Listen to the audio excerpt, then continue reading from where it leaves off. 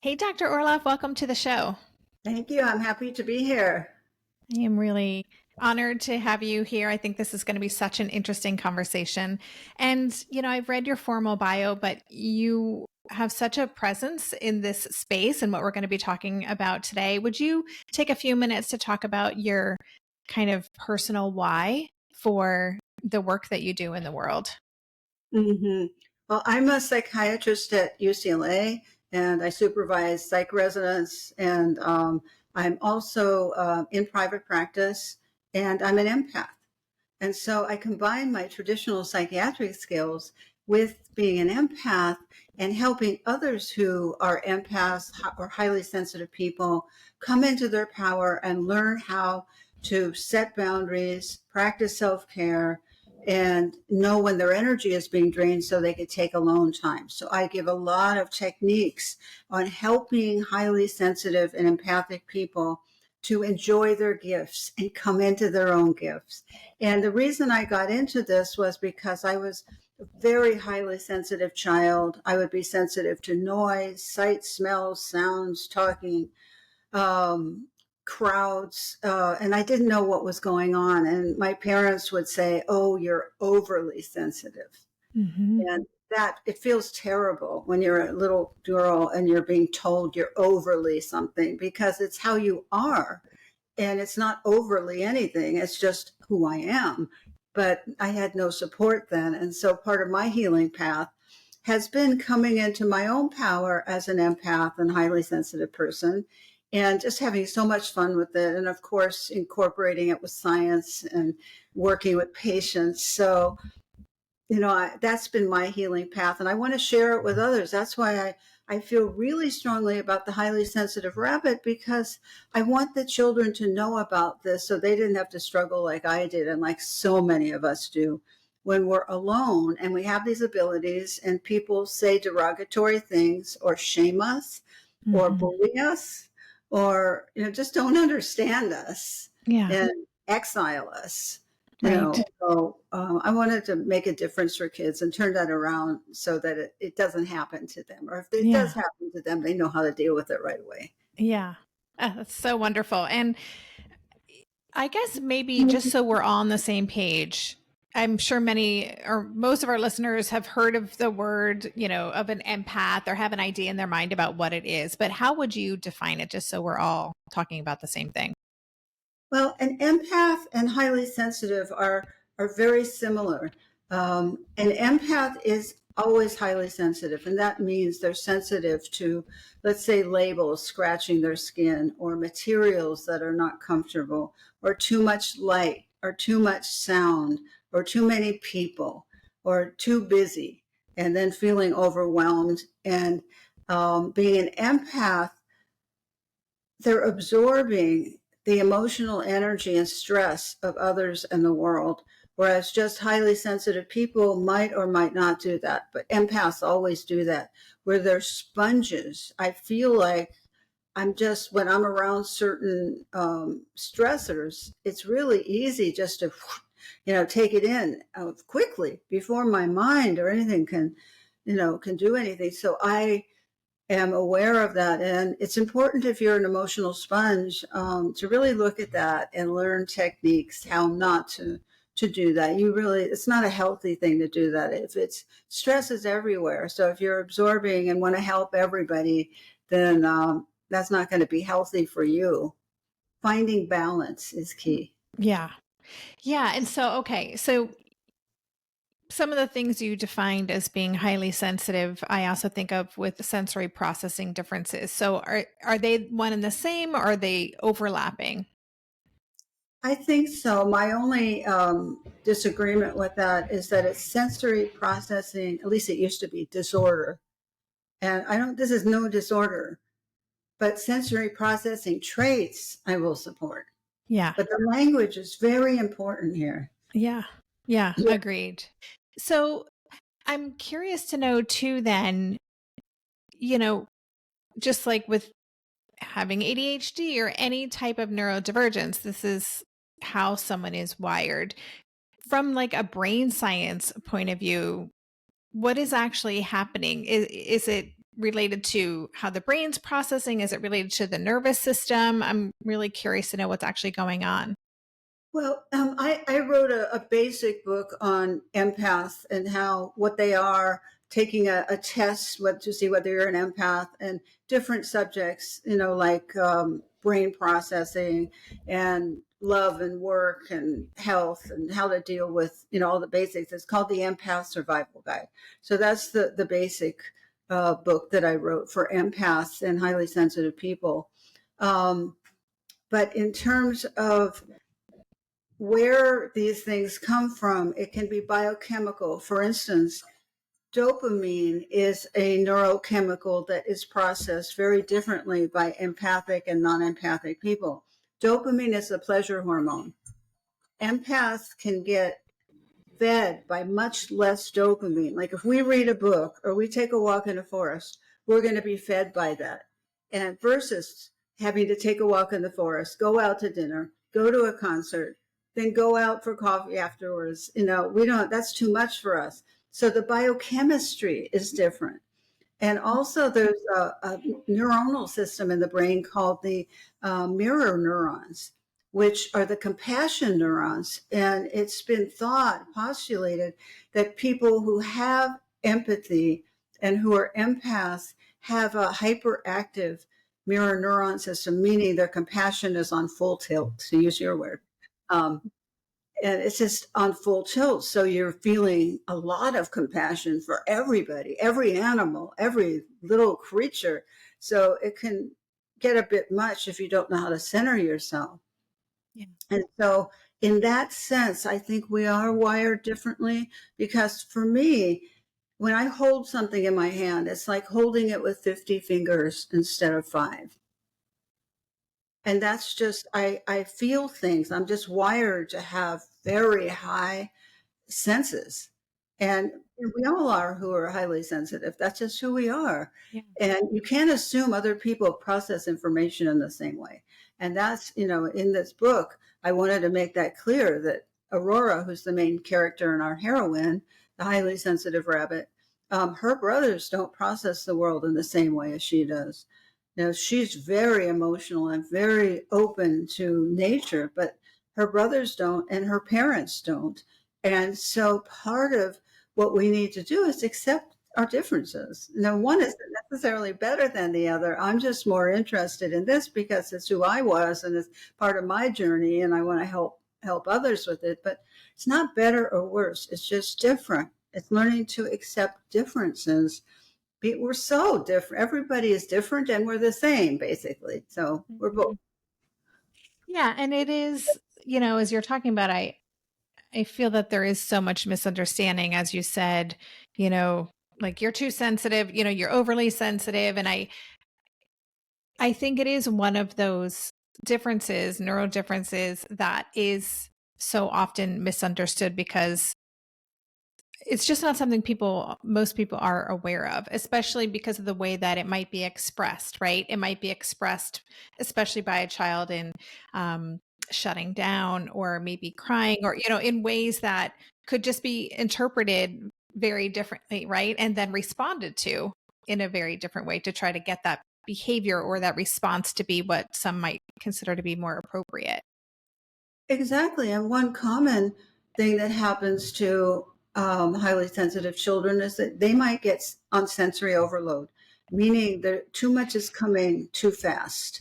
And that's extremely agitating. I mean, I could speak to that. I mean, I've experienced sensory overload a number of times in my life, and it takes a while to calm down and bring yourself back. And in those states, the child or the adult, should not say anything, to make any pronouncements, because they tend to say the wrong thing at that time. So the best thing one can do for a child is to calm them down and to put them in a very calming environment. Mm-hmm. Like Aurora goes out and watches the moon. That's her calming place, alone. She goes alone to watch the moon. But your child or the children listening, you need to find a place, where you could calm down, your secret happy place where nobody can bother you. And that bringing down of the stimulation level will help enormously to come back to themselves. Yeah. Let's take a break now, and then I want to ask a little bit about regulation and empathy. So we'll be right back. So, yeah, in reading your book, and listeners will talk. First of all, let me just kind of mention Judith has written a number of books, probably some of which you listeners have read or are familiar with. The Genius of Empathy, Thriving as an Empath, the Empath Survival Guide. But she has a new book for children, which is what kind of sparked having this conversation today. It's called The Highly Sensitive Rabbit. And yeah, it's just beautiful. It's such a sweet, thoughtful book. And it's really to help empathic children understand, as we're saying, that there's nothing wrong with them and this is their experience, and how can we support them. One of the things that I have been thinking about in reading your work and in this conversation too is we talk a lot on this show about co-regulation, right? How our nervous systems are always talking to each other, or and that a lot of neurodivergent kids, they have a nervous system that's more wired for threat, and that our job as parents and caregivers and educators can really be to help co-regulate, to bring kids back to calm. So again, if we're looking at like the Venn diagram of these things, can you talk a little bit about the overlap here? Yes, it's important that any kind of highly sensitive person that exists needs to know what triggers them, what sets them off, what's too much sensory stimulation, and what can help them self-regulate. That's really important. The parents can co-regulate, but the kids have to learn, when I feel this way, if I'm in school and I just can't stop crying, this is what I do. I go to the bathroom, I sit there, or I go someplace where I can have privacy and take a breath and take another breath and learn to calm myself down. So you want to empower the kids with very simple tools, not complex. Mm-hmm. Complex won't work. You want simple. Sometimes kids need to learn how to set a boundary and say no to other kids. And it's very hard for them to do that because they don't want to be rejected and disliked. So they have to learn how to do it in a really loving way. And just to be very caring, but to take care of themselves. And so you have neurodivergent, you have highly sensitive, it could be both or overlap.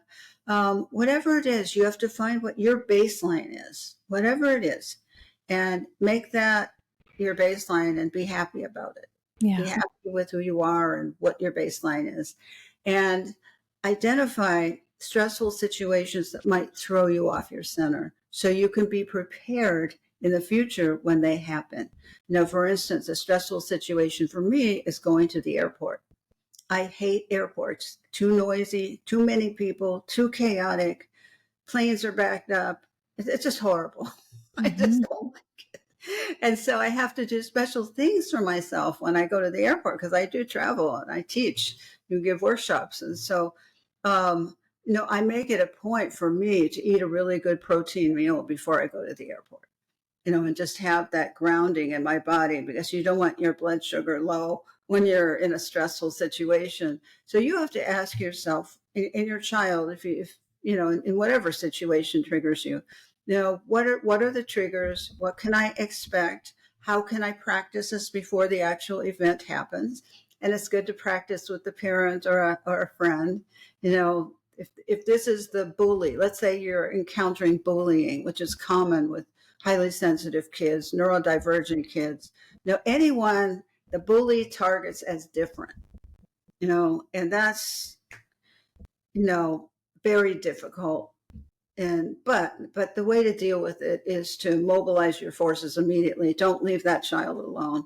Have the parents come, have the uncles come, have whoever likes the child, cares for the child, come to school and meet with the school people and immediately help them, immediately intervene. Do not let something like this go on.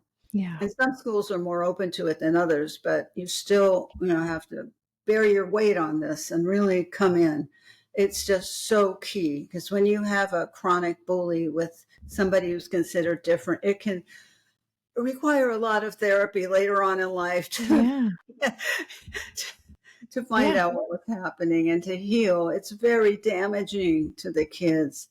And, in my view, I'm idealistic, but I do believe it's possible. The schools, should support everybody, whatever their baseline is, and to help everybody with their neurological differences, with their ideological differences, whatever, to live as one.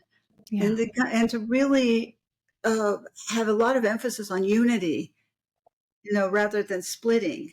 Yeah. The splitting, it's borderline split one against another, or I'm better than you and you're nothing, you're different, ha ha, and making fun of the child. And, that's not okay. You can't let that go on. Yeah. I mean, and thinking about kids in school, again, if this is something that educators are not really aware of, they may not recognize that actually this, sometimes there can be a sense of, we'll let them figure it out, or this is just what kids do. And, and as you said, a lot of harm can be done if our kids are really empathic and they are experiencing exclusion or whatever it looks like, just being misunderstood in those spaces. So I appreciate that reminder of just parents kind of being advocates for their kids in schools and other places where they might come up against this stuff. When I first heard the word empath in relation to a kid, I think it was with a friend whose son, highly gifted kiddo, was, like a caterpillar, some animal died in his backyard, and I don't know if he was responsible for it, but it was something he cared about deeply, and it really like stayed with him for a while. Like it was like a big dip. And so that was the first, I was like, wow, that's a rough way to move through the world if you feel so deeply for things that are so outside of your control. What might be some signs that a parent would be like, oh gosh, I think this is what's going on with my child. They're feeling things in such a deep way that it really needs some special attunement or attention. Right. Well, I think that's a great example, because little sensitive children love creatures, everything, the little fish and the crabs if you're walking by a body of water, or the caterpillars. Or one wonderful thing to do with these kids, and this is what I do with myself, is that we raise butterflies, and you get a milkweed plant, and the mama monarch comes and lays the eggs, and then the cocoon is formed, and in 2 weeks the butterfly comes out. So it's a beautiful way for adults, sensitive adults, to enjoy, to see the first flight of a butterfly is so exciting. And so to do that with the children, it's very nice, but not all butterflies make it. And so the child has to know it's the beginning of a very interesting conversation of what life is, and how long does it last. And, that we will all, go the way of, of the butterfly, and at some point. Mm-hmm. But that's okay, to take away the fear of death, but keep it light. Don't get into a deep conversation, but just keep it, this is a great thing. And we do lose. That's part of being alive. There is loss, and it is hard to deal with. I know what you mean. And you're going to miss your friend. I'm going to miss your friend. As hard as it is, this is life. Yeah. And to say it in a sweet way, and not long, you don't want a long conversation, just short. This is just the nature of nature and life. It's construction, deconstruction. So you want to, talk to these children, even if they're young, and even if you think maybe they're not fully understanding what you're saying, they're seeing your eyes, they're hearing your tone of voice, and they're seeing their friend who passed away. So they're connecting all of that with some kind of a healing and some kind of, you care, you're explaining, we're talking about this together, as opposed to, what's wrong with you that you're so upset about a caterpillar? What's wrong with you? Why are you making such a big deal out of nothing? I mean, I've heard what parents say. And it's really painful for me to hear it, but they do say it. And so that's the reality. And if you say it, you might say it out of frustration. I'm not judging the parent at all, not at all. But I just think it's necessary to learn how to reach the child in a different way. And that's why I wanted to write this children's book, was to give parents options. And especially if you're a highly sensitive parent, raising a highly sensitive child, that's a lot of sensitivity going on. Yeah. Yes, indeed. So I'd love to spend a few minutes talking about the gifts of being an empath. And if it's okay with you, I'd like to read one of the last lines from your book, which I just thought was so beautiful. At the end, Aurora is sitting with her mother and really talking about the beauty of the world.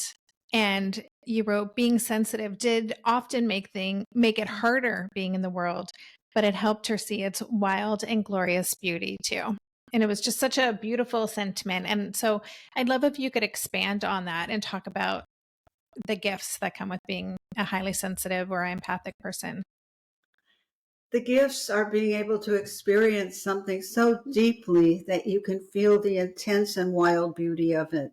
To feel the beauty of the moon or the wind or the sunset, watching a gorgeous sunset, or the birds flying. You can feel it. It's not just, oh, isn't this pretty?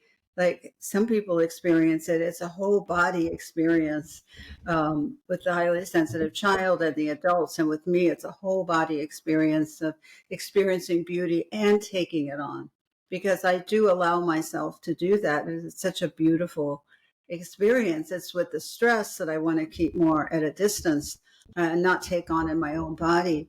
And so the ability to connect to nature and animals and plants and beauty and people, to care genuinely about each other. This is such a gift, because so many narcissists and people in the world don't really care about other people unless they're the immediate family. They don't care about our human family. And empaths feel that unity. Empathic children have a sense of that unity. That unity matters to us. And the coming together and the not warring. Empaths are not a warring lot. They do not like war. They don't want to continue war. And so that's why they're perfect stewards of the earth, because they're the ones who will protect the earth in all its healthiness and all its vibrance, because it's natural for us. It's not a dilemma. It's just something we sense and know.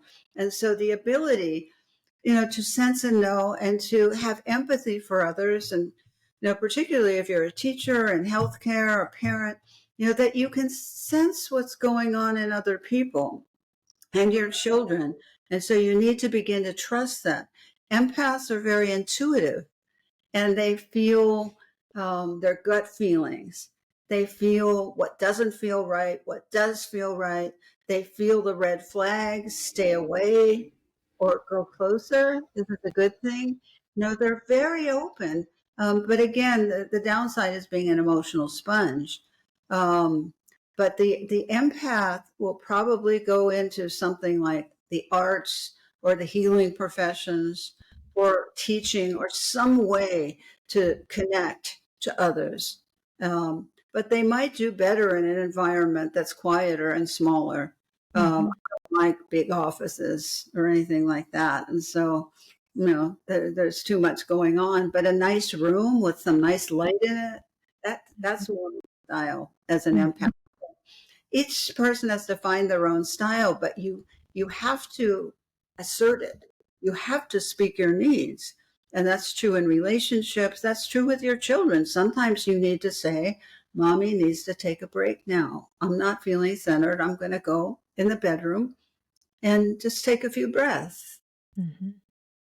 That's healthy. It's a healthy modeling for children. If you do what you want them to do, then they'll do it, more likely to do it. Yeah.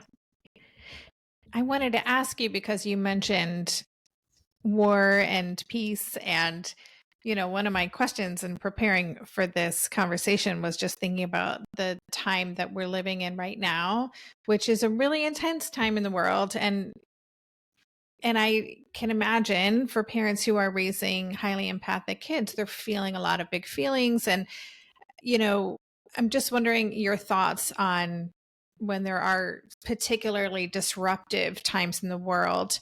Um, what are some ways that parents can provide extra support for kids who are really feeling it and getting overwhelmed by what's happening? By not making it your dinner conversation, by not getting into big arguments over ideas, in front of your children. I don't think that's necessarily healthy. Protect them. You need to protect them from all the horrors that are going on. It's not going to help them to be inundated with it. It's going to help them to have a real childhood. It's going to help them to go for a walk after dinner and look at all the birds and notice all the beautiful life forms that are here. That will help them. So with very young children, I don't think it's helpful really to expose them much. But they'll hear about it, and you could say, yes, these people are having trouble getting along, and we can wish the best for them. We can wish that they work this out, and send them some good, loving energy. But it's not good, honey, to take it on or feel like it's your job to take on that stress. That's not your job. No, it's not your job. It's their job to work this out. But in the meantime, you could send them good energy or positive vibes or whatever words you use to describe it in your family. As you could send, and this is true for adults, you just send people this kind of prayer from the heart, and it will go somewhere. That's one thing that I've learned in terms of my study of energy medicine, is that there's an energy that we give off as well. And there's a heart energy, there's a head energy, different kinds. But if you focus on your heart and you truly just want to send those you don't even know but care about anyways, that's the good energy. It will go somewhere. It's like a little bird flying off to where it's supposed to go. Yeah. So I hope you can try to believe in that. And if not, that's fine too. Everything I'm saying is you must bring it into your own belief system and what feels good to you. Yeah. Yeah, and really honor and respect who our kids are and how they're moving through the world. I want to just mention your book again. The new book for children is called The Highly Sensitive Rabbit. You co-wrote it with Jennifer Adams, and the art is beautiful. It's just such a gorgeous book. It's by Katie Tanis. And can you talk a little bit before we wrap up, just what you hope it does in the world? This was a departure for you to write a children's book. So what is your greatest hope for it? My greatest hope is that it can help children have an easier time being highly sensitive and have some fun with it and grow up into their adult selves and honor it and use it and never be ashamed of it. And also how to take care of themselves if they feel too much or they're too overwhelmed. I want to help them with that, with some techniques early on, as early as we can get them. Yeah. You can, even just teach an infant to put the hand over the heart, just to hold it like the mother puts the hand like this. It's soothing, self-soothing techniques. And I hope the children and the adults love the illustrations and can allow themselves to enjoy the beautiful colors of the desert and the animals who are all different from one another and have different messages to give Aurora, the highly sensitive bunny, on how to be a sensitive person. And so when we have those kind of teachers, that's really nice. I wish we had more of them, but the parents can be the teachers or the grandparents or the educators. My God, I hope this book gets into schools. That's one of my hopes. But to help the children be in good shape, because they're going to inherit the world. Mm-hmm. It's not going to be that much time. Time goes so fast. And so you need them to be empaths and sensitive people who are in good shape, not those who are just beaten down all the time and exhausted. Yeah.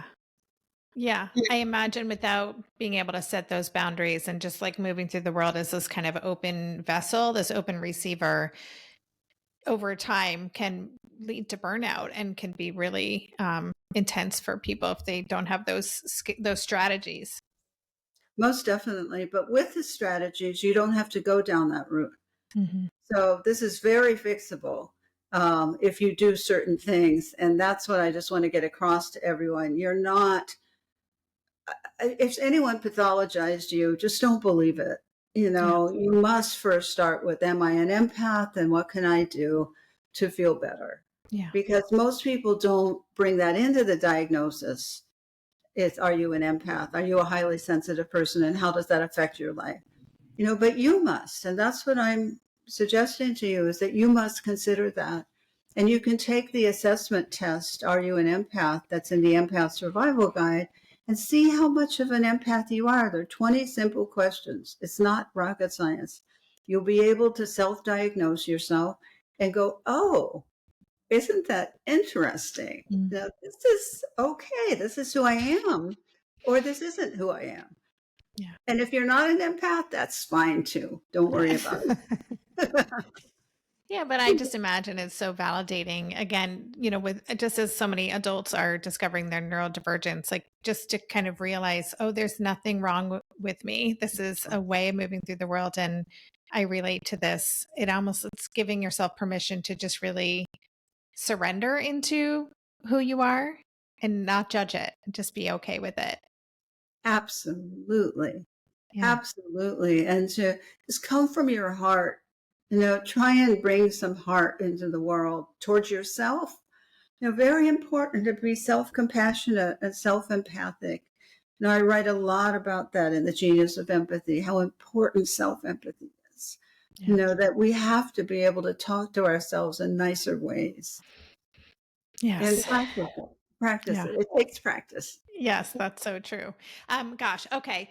I'm gonna wrap this up, but I just first of all want to say thank you so much for this conversation, and I really encourage listeners to explore. I'll have a pretty extensive show notes page because I want you to see all of I couldn't capture all the work that you've done, but I'll share the books that you've written in this space and some videos that you've got available on YouTube to really dive into this. You've got some great things. I went down a little rabbit hole myself, and also, of course, I will have a link to the new book called The Highly Sensitive Rabbit. It is, again, a beautiful book, and would be the kind of book that you just would want to read with your kiddo over and over again, I think. Thank you so much, Dr. Orloff, for joining me and for everything that you shared today. So appreciate it.